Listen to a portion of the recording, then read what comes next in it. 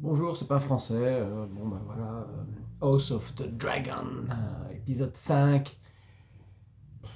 Ouais, bah, c'est toujours magnifique, hein. Voilà, donc quoi. Ça commence sur des plans larges, assez larges. Des très, très beaux paysages, des paysages magnifiques. Je pense qu'on en voit trois, quatre, l'un à la suite de l'autre, quasiment scène par scène. Et puis ça se resserre, hein. Ça se resserre, ça se resserre, ça se resserre pendant tout l'épisode jusqu'à terminer par quelque chose de très intime, quoi. Donc voilà, ça parle d'amour évidemment, enfin ça parle d'amour, de passion plutôt je dirais, et puis énormément de politique, hein. Tout semble vrai quoi dans cette série. Voilà. Euh, D'aucuns vous diront ouais, vous êtes du genre à râler sur le fait qu'il y ait des personnages de couleur dans une série. Là il en a. Au mariage, tout le monde est invité et il y a des personnages donc à la peau foncée. Mais vu qu'on nous a présenté les familles au départ, eh ben, le cerveau il l'accepte très facilement. C'est juste ça, c'est juste en fait il faut contextualiser les choses et là il n'y a aucun problème. On l'accepte parce qu'on nous l'a fait accepter avant en nous montrant la famille donc des Valérions. Et du coup voilà, je l'accepterais beaucoup moins si on était dans un village médiéval et donc ce seraient des paysans et qu'il y aurait des paysans, parce que eux ils ne voyagent pas, donc voilà, mais dans la noblesse, c'est tout à fait plausible dans cet univers-là. Donc là, vraiment, voilà, juste exactement ce qu'il faut faire, quoi. Contextualiser les choses. Euh, de nouveau, hein, on termine avec une boule au ventre, c'est une chanson, en fait. Voilà, c'est une chanson. Avec des moments gays, des moments tristes. Je ne sais pas si vous connaissez les chansons de marins. Dans les chansons de marins, on a l'impression que c'est une chanson gay, et puis ça parle en fait de la mort et des choses comme ça. Et bien voilà, là on est vraiment dans une chanson, quelque chose d'épique, mais épique dans le sens, pas forcément dans le sens action, hein, épique dans le sens émotionnel, quoi. C'est extraordinaire. On sent qu'on va vers le drame, qu'on s'enfonce, qu'on s'enfonce, qu'on s'enfonce, et voilà, oui, on y est, quoi. Il y a les conséquences des actes, quoi. Il faut que Rhaenyra, voilà, elle prend conscience des conséquences. Alors, je ne m'attendais pas à ces conséquences-là. Je m'attendais à des conséquences plus concrètes, c'est-à-dire un bébé, à quelque chose comme ça, évidemment. Euh, ou la perte d'un bébé, ou des choses comme ça qui lui auraient rappelé sa mère et tout. Mais non, c'est pas ça. Ici, c'est simplement que, bah voilà, elle a semé les graines de l'amour chez Corlys, c'est ça, je pense.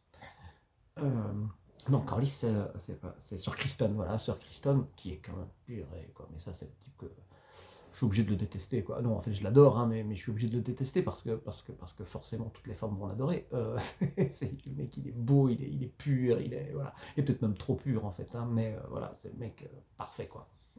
Euh, Sauf que bon, c'est un mec, hein, donc il a de la violence en lui, c'est un guerrier, c'est quand même un mec qui sait se battre. Et voilà, et on sème les graines de l'amour, de la passion, et ben, à un moment donné, ils éclosent, et s'ils éclosent pas dans un milieu propice, ben, ça devient des ronces, et voilà quoi. Donc là, voilà. Ça, alors quoi Euh, Voilà, on parle de l'homosexualité. Alors l'homosexualité, ça existait au Moyen Âge, hein, il n'y a aucun souci là-dessus. Gilles de Rais, voilà, d'autres personnages. En doute, Gilles de Rais, c'était même encore pire, je crois. Je pense même qu'il y avait des histoires avec des petits garçons, des choses comme ça.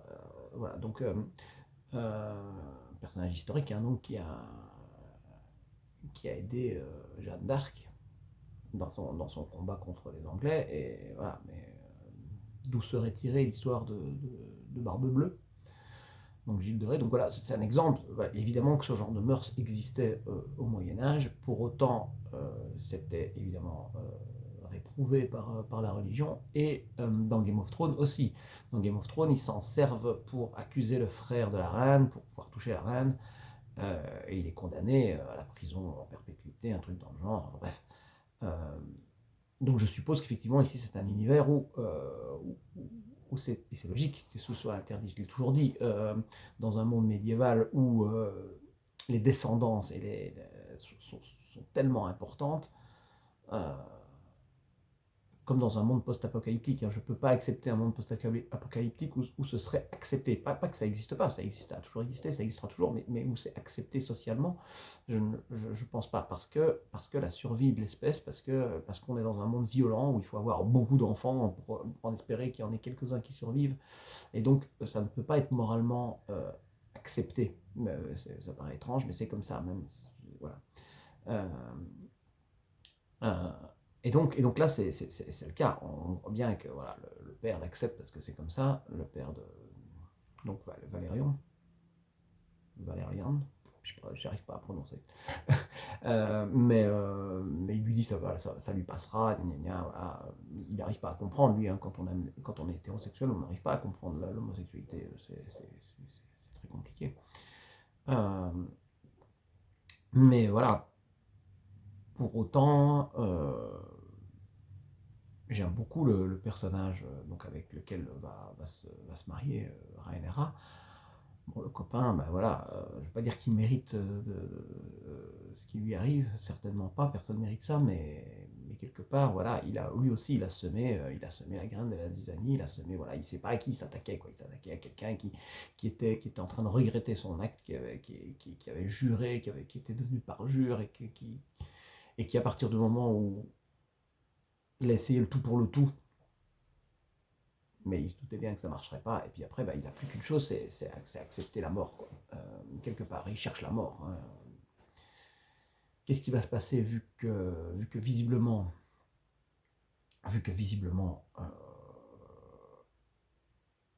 il va pas se tuer, il va pas mourir. Euh, la reine va s'en servir, hein. Elle apporte, j'ai adoré quand ils font la remarque. Alors voilà, c'est un mot. Elle arrive en robe verte, on sent bien qu'il y a quelque chose, on sent la tension. Et là, ils discutent et ils disent, c'est quoi encore la couleur qu'ils mettent quand ils sont en guerre chez les Hightower? C'est le vert. Voilà, donc ça prouve qu'elle est en guerre en fait. Voilà, elle a décidé, voilà, elle a découvert que sa meilleure amie l'a trahi. Elle a choisi son ami par rapport à son père et même par rapport à ses enfants. Et son ami l'a trahi. Il lui a menti, droit dans les yeux. Euh, voilà. C'est vraiment le drame, quoi. Le drame shakespearien, le drame antique, vraiment. Quelle écriture, quoi. Voilà. Euh, magnifique. Les images, hein, donc de nouveau, les décors, les costumes sont tous parfaits. Le jeu d'acteur, la transformation de la reine en voilà, son petit air, voilà, maintenant c'est la guerre, voilà, c'est sa froideur, alors qu'avant c'était une fille super douce et tout, là maintenant d'un seul coup il y a cette froideur, quoi. C'est assez impressionnant. Alors, je regarde parce que j'oublie toujours les noms, et donc ouais, c'est Alicent, évidemment. Alicent, elle est voilà, que des bons acteurs, voilà. Matt Smith, voilà. Quel pourri, quel pourri. Voilà, je savais pas s'il allait être bien ou pas pour finir. Non, ça, c'est un pourri. C'est clairement un pourri. Voilà. Euh, comment ça va tourner? Et surtout, qu'est-ce que justement Daemon va faire dans l'histoire? Parce que là, maintenant, on voit plus ou moins comment ça va se passer, mais comment Daemon va sortir son jeu dans cette histoire? Est-ce que. Voilà, je ne sais pas. Voilà. Et on a envie de savoir. C'est ça, toute la différence avec des séries où, en fin de compte, on s'en fout. Non, ici, on a envie de savoir. Ça se termine, bam, rideau. Le rideau se ferme. Oh, qu'est-ce qu'on va découvrir à l'épisode suivant? Est-ce qu'on aura encore fait un bond de 2 ans? Ah bon, voilà. Oh, petite remarque sur... comment s'appelle-t-elle? Comment s'appelle-t-elle cette magnifique fille Stain, je pense, donc la fille qui avait 12 ans au début de la série, qui devait épouser le roi, qui a préféré Alicent. Puis je ne vais pas dire qu'il a eu tort parce qu'elle avait 12 ans, mais maintenant, comment elle est jolie, elle doit avoir 17, 18 ans, quelque chose comme ça. Oh, comment purée, c'est fou. Elle se rapproche de... Elle essaye aussi. C'est vraiment que des jeux de pouvoir, quoi. Ils sont élevés.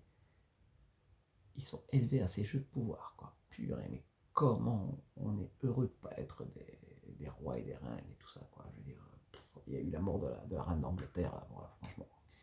Quelle vie de merde ça devait être, quoi. Franchement, il y a des gens qui disent, ouais, elle avait de l'argent, mais l'argent, ça vaut pas ça, quoi. L'argent, ça vaut pas cette vie, quoi. Non, je suis désolé. Ça vaut pas cette vie d'avoir toujours peur de ne pas savoir, là où on met les pieds. Enfin bon, voilà. Voilà, bon, bah, j'attends l'épisode suivant. J'ai pas grand chose à dire tellement c'est beau, quoi. Hein. Je veux dire, le reflet des dragons sur l'eau, voilà, les paysages, les costumes, les jeux d'acteurs, tout est magnifique. Et surtout l'écriture, la construction. Je vous ai dit, hein, je veux dire, plan large, univers large, et puis on se resserre pour arriver au mariage. Et là, voilà quoi. J'adore quand la mise en scène appuie le propos, quoi, en fait. Et c'est vraiment le cas sur cet épisode-là, quoi. Vraiment. Leçon de cinéma. Dont d'autres séries devraient s'inspirer. Voilà. Allez. À bientôt pour l'épisode 6, lundi prochain sans doute. Au revoir.